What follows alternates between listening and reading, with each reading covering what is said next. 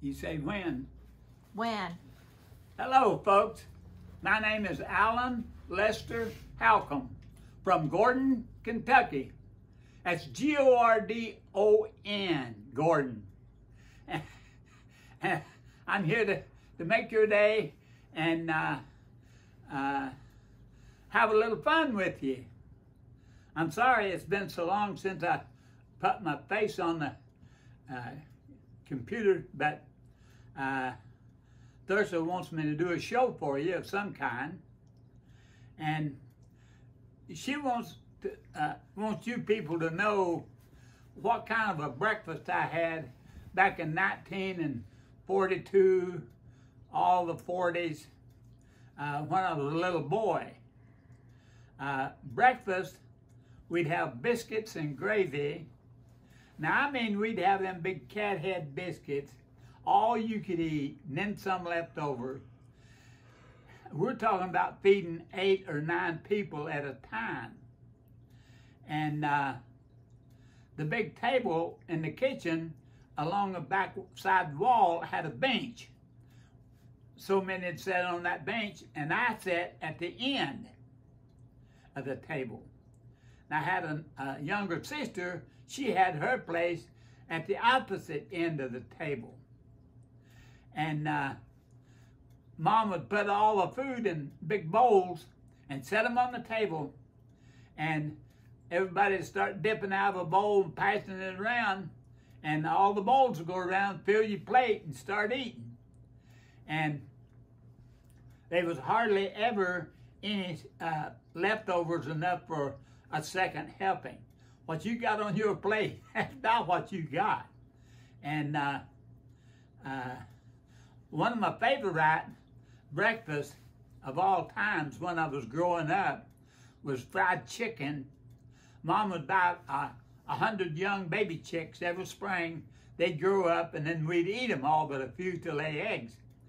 And it took 2 frying chickens, big old frying chickens, just for one breakfast, so that everybody could get a piece. And you can't see all the scars on my right hand, and that's because I got all those forks. When I'd go after the last piece of chicken, there'd be about 3 other people wanting the same piece, and they'd stick their forks in my hand. That's why all those scars are there. Well, we'd have that biscuits and gravy, and we'd have fried apples and chicken, and just the breakfast. The mountain breakfast was my favorite time. I guess it's because, okay, you've been all night, you're hungry as a hound dog, and you'd eat anything Mom put on the table. But most of the time on Sunday mornings, we was just about sure to get fried chicken. And Mom would butcher the chickens in the evening, Saturday evening, and they'd soak over, the meat would soak over in water all night, and then she'd fry it the next morning. Well, that was my favorite breakfast of all times, is that fried chicken, biscuits and gravy, fried apples, blackberry jelly, huckleberry jelly. Man, that was good stuff, that huckleberry stuff.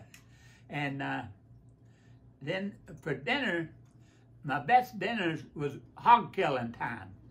Like about the 1st of November, after it frosted a little bit, we'd butcher hogs. And we had all that meat, and Mom we ate good. And the last hogs we had 8 big fat hogs in one pen, and there was like 9 people to eat.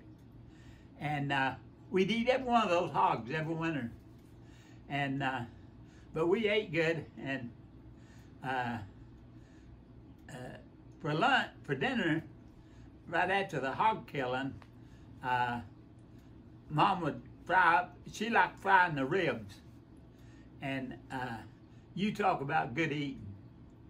And she always had canned apples in the cellar, and we'd have those canned apples to go with that, those pork ribs and cornbread and maybe soup beans or shuck beans to go with it.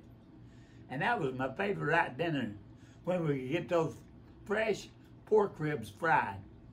I mean, it would just knock your socks off.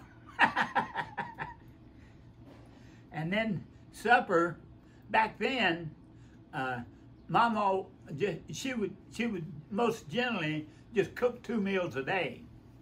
She'd cook 2 big kettles full, and then for supper, we just warm up same old thing that we had for dinner, and eat dinner the second time. And that was good eating, and that was pretty much. We didn't even have a refrigerator to store food in. We had to pretty well clean the kettles at supper time. And then next day, Mom had to start all over again, breakfast, dinner, and supper. And she worked us like mules. We had to work, but she fed us good. We ate good, and we were kind of lucky back then. We had more than a lot of the neighbors. Some of the neighbors were really poor, had almost nothing. But we were blessed with the fact that we did have food. And and even to this day, like one of my favorite breakfasts, even today, would be take a ham and take a butcher knife and slice the ham as thick as you want it and fry it, or fried pork chops. And you talk about good eating. Chicken. Now, I kind of got away from chicken for breakfast. I got on this ham and pork chops. It's a lot easier, and so that's my a good lunch. And right now, one of my favorite breakfasts is to scramble at least 3 eggs and put that in a plate. And then I buy these small cans of gravy and sausage. I heat that up hot, pour it over those scrambled eggs, and have toast. And you talk about good eating. That is yummy, yummy. And but I can live on bologna sandwiches or anything else. If times get hard, I can get tough. So, y'all have a good day now, and I hope you enjoyed my little story. I grew up in the mountains down in southeastern Kentucky, and I lived down there 28 years, got married and came to Indiana. And I go back every 2 or 3 years just to visit. Don't know very many people anymore. People that knew me when I was growing up, almost all of them dead and gone. And so I was blessed with good health, and I can still go and come wherever I want. And my 4 kids, they haul me all over the United States, and I get to travel a lot and enjoy life. I live here in this little house by myself, and there's nowhere else on planet Earth that I'd rather live than not where I'm at. And I enjoy every day. So until next time, bye.